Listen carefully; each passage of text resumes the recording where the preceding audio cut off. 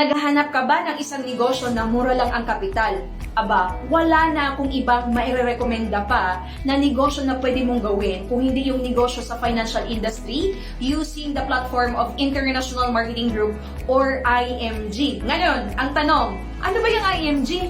Networking ba yan? Pyramiding ba yan? Multi-level marketing ba yan? Ano ba yan?